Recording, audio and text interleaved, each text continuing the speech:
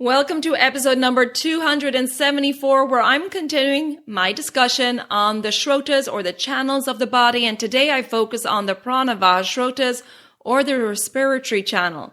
I talk about the doshas and subdoshas involved and how to prevent imbalances or disease in the respiratory channel. So please stay tuned.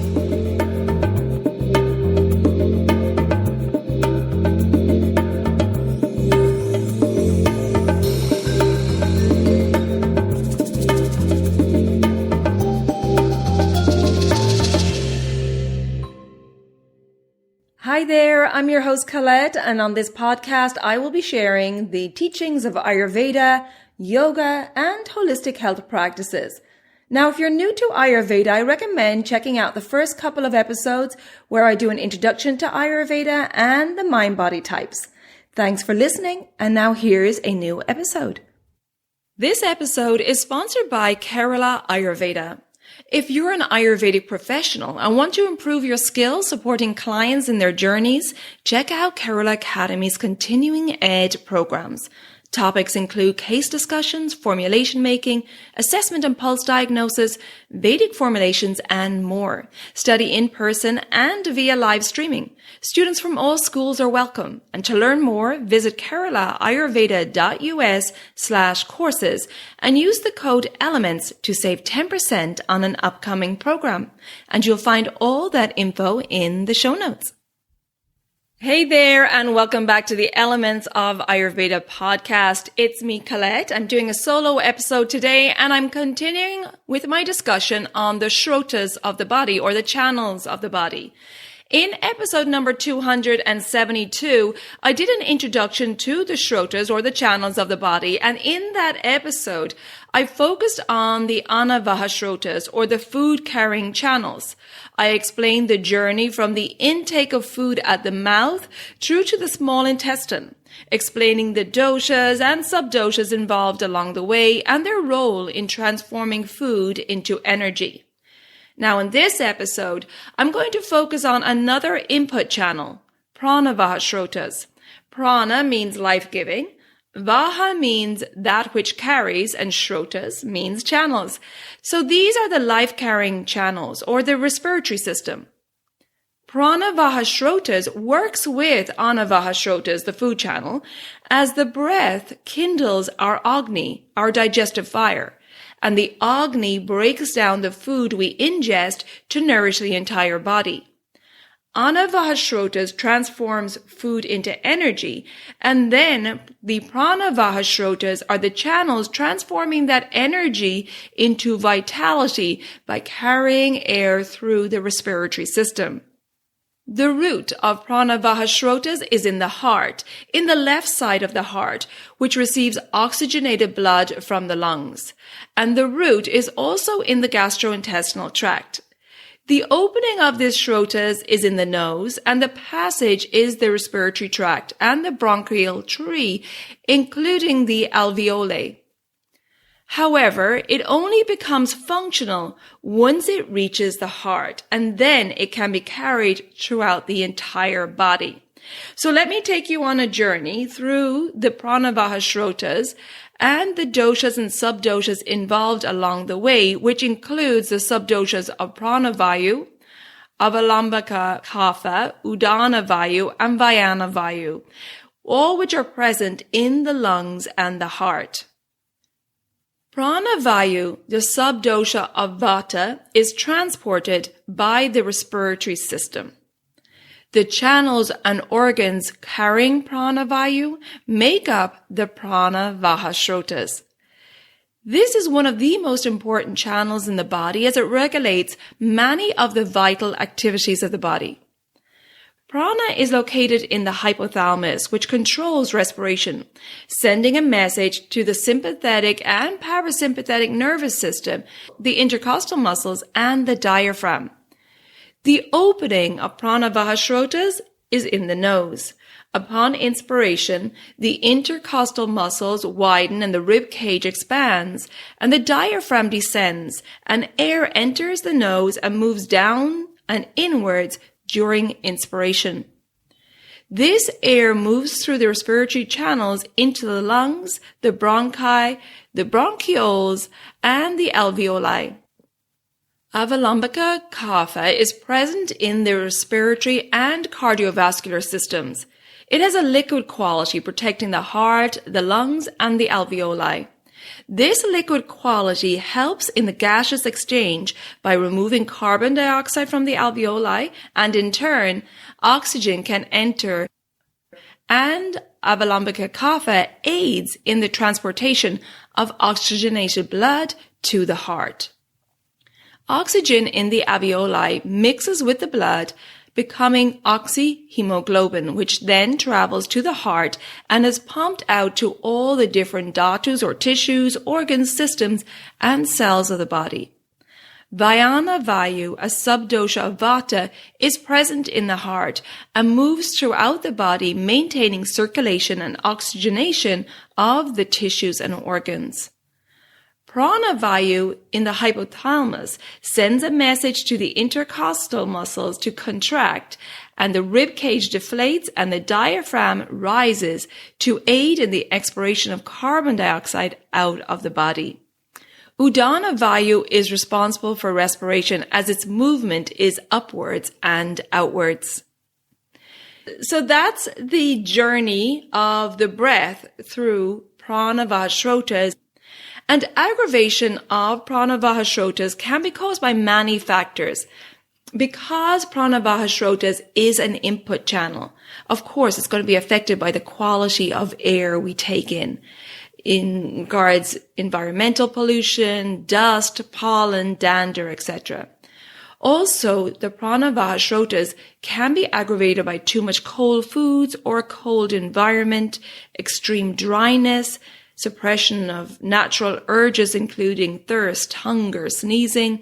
Prolonged fasting can also aggravate Prana Vaha Srotas, depletion of the tissues or malnutrition, obstruction of the passages, excessive exercise, especially exercising while hungry, over-exercising or overextending your body beyond its capacity. If there's an accumulation of ama or toxins in the digestive tract, that can really aggravate Prana Vaha Srotas, as well as emotional stress, grief, or sadness. Now, signs and symptoms of vitiation of the Prana Vaha Srotas may include hearing a sound during the breath, like a wheezing sound, shallow or short breaths, increased or decreased respiration that is restricted or interrupted. There could be prolonged breathing, painful breathing, or even feeling a tightness or constriction in the chest. There could be a cough, runny nose, sneezing, or sore throat. Of course, dosha aggravation will influence the type of symptoms. So, for example, if Vata dosha is aggravated, there will be dryness, roughness, hoarseness. There may be pain in the nose, the throat, the trachea, and perhaps a loss of smell. The lungs will also be dry and rough with a feeling of constriction, and there may be pain associated with this. There will be little mucus with the Vata aggravation, and if there is mucus, it will be scanty and white in color, and it will not have that sticky consistency. Now, if the Pitta dosha is aggravated, there can be inflammation or ulceration in the nose, the throat, or the trachea. There may be a burning sensation or a pus formation. In the lungs, there may be bleeding or ulceration. There may be an abscess or pus formation. And if there's mucus present in a Pitta aggravation, it will be yellow or green in color. It will be foul smelling, and there may also be blood present in the mucus. If the Kapha dosha is aggravated, there may be excess secretions, stickiness, obstruction. There may be polyps or tumors. There may be itching, edema, swelling. It may affect the smell also. And in the lungs, there may be thick secretions, obstruction of the passages, a dull pain. There may be excess fluid also. There will be a lot of mucus present in a Kapha aggravation, which can be white or yellow in color. It will be odorless, and it will have a heavy or sticky consistency. Now, of course, you may have one or more doshas aggravated, so there could be a combination of these symptoms. And here are some examples of diseases of Prana Vaha Srotas: a cough, rhinitis, sinusitis, asthma, respiratory allergies, or COPD, common obstructive pulmonary disease. Now, I have discussed the different types of coughs, or kasa, as they're called in Sanskrit, in a recent Q&A episode that was number 271. So if you haven't checked that out, it's worth listening to so you can hear about the different types of coughs according to Ayurveda. Now, if a cough is not treated, it may progress into a further aggravation. Shvasa is the Sanskrit term used for breathing disorders, where there's difficult respiration and the respiration may increase, and this may be due to an obstruction in the Prana Vaha Srotas. We have to remember that the Prana Vaha Srotas is located in the seat of kapha in the body, in the chest area. And therefore, if kapha is aggravated, it can result in blockages in the channels, which will in turn cause a vata aggravation, as vata cannot move freely through the Prana Vaha Srotas. Vata can then start to move into the respiratory channels, producing difficulty in respiration. Asthma, for example, is a vitiation of both vata and kapha doshas. If kapha dosha is aggravated, the agni, or the digestive fire, is affected, resulting in agni manda, or slow digestion, which produces undigested food, or as we call it in Ayurveda, ama, toxins, which aggravate kledika kapha. And kledika kapha, in turn, will aggravate avalambika kapha, which can cause obstructions in the bronchioles, resulting in kapha type of asthma with congestion, mucus, stickiness, dull pain, and excess fluid. Here are some examples of how kapha can become aggravated: overeating and eating cold, heavy, stodgy foods, including dairy and heavy comfort foods, daytime sleeping, which can slow down digestion, suppression of natural urges, environmental toxins, allergens, pollen, dust, dander, and emotional disturbance. So there are some general ways that kapha can become aggravated. And if vata is aggravated, it can move upward into Prana Vaha Srotas and the bronchial tree, causing dryness, roughness, constriction of the bronchioles, and difficulty in breathing. And some examples of how vata can become aggravated are eating irregularly and eating vata-aggravating foods like dry, cold, raw foods, suppression again of natural urges like sneezing, over-exercising, fasting for long periods of time, environmental toxins like we've been talking about, allergens, pollen, dust, dander, and emotional disturbance again can also aggravate vata. Now, pitta can sometimes be involved, and this is where pitta can cause inflammation of the trachea or the bronchial tree or even the alveoli. Now, according to Ayurveda, there are different types of asthma, and I'm going to attempt the Sanskrit names, so please forgive me if I'm pronouncing them wrong. So there's Mahashwasha, and this can result in increased heavy breathing with wheezing. Then there's Urdhva Shwasha, which can cause expiration that is longer and deeper than inspiration. Then there's Shina Shwasha, and this is where the breathing can be interrupted, where after several breaths, there's a gap, and then breathing starts again. But there will be continuously a gap after several breaths, like 10 breaths. Then there's Krishna Shwasha, difficult respiration with pain in the sides of the chest, and there may be a cough present. There's Uttana Shwasha, rapid, shallow breathing with a low volume of air entering the body. And then there's Tamaka Shwasha. This is most acute form of asthma. And the translation means that the person feels like they're being submerged in darkness. And this is where there can be an acute respiratory attack due to obstruction in the lungs. And the person is wheezing and gasping for air. And the person may feel a sensation of suffocation in the chest. Ayurveda tells us that even though the manifestation of this disease is in the chest, it originates in the gut. Ayurvedic treatment of asthma is, of course, individual and tailored to each person's symptom presentation, age, and many other factors. However, in order to prevent these conditions from manifesting, we need, of course, to manage our own health by keeping the doshas in balance. And particularly with respiratory illness, we need to keep in mind that late winter and spring are considered kapha season. And in the northern hemisphere, that is where we are right now. And for those with a high kapha constitution or kapha imbalance, or if you're just prone to respiratory conditions, you will need to pay close attention to managing kapha during this time of late winter and spring when the weather is wet and cold, as these conditions in the climate will naturally increase kapha in your body. And when kapha aggravates, it can cause sluggishness in the body, leading to agni manda, the slow digestion, and a feeling of heaviness, lethargy, and perhaps inertia in the body and mind, the feeling that you have no motivation. Now, as we know in Ayurveda, prevention is key. So really during springtime, you want to be eating the foods of the season. During this late winter and spring season, you want to lighten your food. So you're eating a lot of the food that's seasonal and local, of course. So you want those bitter greens. You want those beans, like mung beans. The bitter greens are really going to help cleanse any stagnation in the body. The beans will be astringent, so they're going to help pull out any of that moisture in the body, and they're going to also scrape out the intestines, lots of fiber helping to move things along.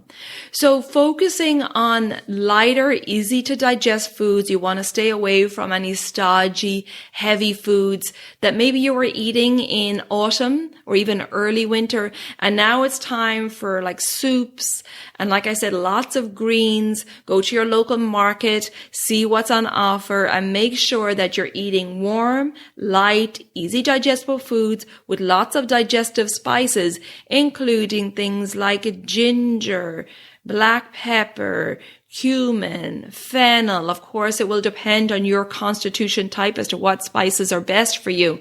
But you definitely want to keep the food warm and easy digestible as we go through this kapha season. And like I said, particularly if you're high kapha constitution, if you have a kapha imbalance, or if you're prone to that congestion and respiratory illness, you really need to pay attention here. We want to avoid any of that congestion in the body, particularly as we go through allergy season. And to prevent those allergies from manifesting, we want to cleanse the body. So if you need support in cleansing the body or just understanding your constitution and how to navigate these seasonal changes, I have lots of online services available. I offer online consultations where I educate you on your mind-body type and if you have a current imbalance, and I put together a strategy for your diet, lifestyle, self-care, and mindfulness practices, all of course that's tailored to you and your lifestyle. So you will leave that consultation with a real, not only understanding of your mind-body type, understanding of your tendency of imbalance, but also with a strategy, morning routines, evening routines, what to eat, when to eat, how to eat, and lifestyle suggestions as well. I also offer online cleanse that's tailored to you. And this digestive reset cleanse is a holistic program. It comes with a 90-minute consultation so that I can tailor the recipes, the yoga, the self-care, the mindfulness practices again to you and your lifestyle. So there's a private cleanse that you can choose your own schedule that works with your calendar, and that's available throughout the year. Or my group discounted cleanse. I just did one at the new year, but my next one starts April 21st, 2023. So this gives you plenty of time to prepare yourself for cleansing. Now, if you prefer to study by yourself, I also have a Daily Habits for Holistic Health program. This is a self-paced 28-day online program where you just get to study at your own pace. And in this program, I talk about the circadian rhythms and how to structure your day to flow with the circadian rhythms. Really important in order to maintain balance of the doshas and prevent disease. I talk about the mental gunas or qualities and how to maintain positive mental health. And I talk about how to become your own healer and the foundations of Ayurvedic healing, which is really important in order to navigate and take charge of your healthcare. And I also talk about connecting with your true nature and your intuition, help you to live a positive and fulfilling life. So lots of options there if you would like some support on your journey. But in general, during this late winter and spring, when there's lots of pollen in the air as the plants bloom, it's beautiful, but we all know that that pollen can really affect us. We need to keep our system clear and clean.